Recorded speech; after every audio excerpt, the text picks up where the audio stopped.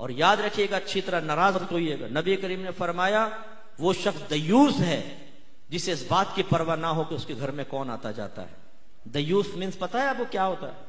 اردو میں بتاؤں، ناراض تو نہیں ہوں گے؟ بے غیرت۔ یعنی اگر ہماری زوجہ، ہماری گھر کی عورتیں نامحرموں سے ہنس ہنس کے باتیں کر رہی ہوں، نامحرموں گھر میں گھسیڑیں، تو یاد رکھیں ایسے شخص کو آپ کے نبی نے دیوس کہا ہے۔ نامحرم کون ہوتا ہے؟ یہ نہیں کہ کوئی اجنبی گھر میں محلے کا لڑکا گھس رہا ہو، خالہ زاد، پھپھی زاد، چچا زاد، ماموں زاد، ان کزنوں سے پردہ ہے آپ کی بیوی کا، وہ نامحرم ہے۔ اسی طرح لڑکی کا اور خالو کا پردہ ہوتا، اسی طرح آپ کا اور ممانی کا پردہ ہے۔ اسی طرح اگر آپ کی چچی خالہ نہ ہو سکی، باہر سے آئی ہیں، تو چچی کا اور آپ کا بھی پردہ ہے۔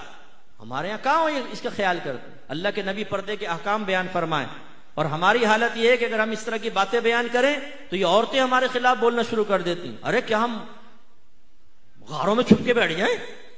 دودھ والے سے ہنس کے یہ باتیں کر رہی ہیں، پر سبزی والے سے یہ باتیں کر رہی ہیں، نکل رہی ہے، اور وہ مرد دیکھ رہے ہیں، لیکن ہماری غیرت ہی سوئی پڑی ہے کہ بھئی تم کیا کر رہی ہو؟ ایک غیر مرد کے ساتھ دروازے پہ کھڑے ہو کر تم باتیں کر رہی ہو، شرم نہیں آتی؟ بی بی فاطمہ رضی اللہ تعالیٰ عنہ، جگر گوشہ رسول کا عالم یہ تھا کہ آپ نے اپنی خادمہ سے پوچھا یہ بتاؤ حبشہ میں لوگوں کو، عورتوں کو دفن کیسے کیا جاتا تھا؟ انہوں نے کہا کہ ہمارے ایسا ہوتا تھا کہ چارپائی پہ عورت کو لٹا کر چاروں طرف ایک کپڑے کی ڈولی سے بنائی جاتی تھی تاکہ کسی کی نظر نہ پڑے، اور پھر دفنایا جاتا تھا۔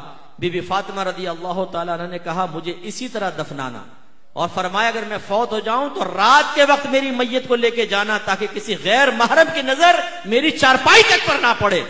وہ بی بی فاطمہ نبی کریم صلی اللہ علیہ وسلم کی بیٹی، تربیت یافتہ، یہ کہے، اور یہ بی بی فاطمہ کو ماننے والی، ان کی نیازیں کھانے والی، یہ کہے کہ ہم پردہ نہیں کریں گی، اور گھر کا وہ سرپرست بے وقوف قسم کا وہ کہتا ہے کہ جی میں پرمیشن دیتا ہوں تم بغیر پردے کے گھومو پھرو۔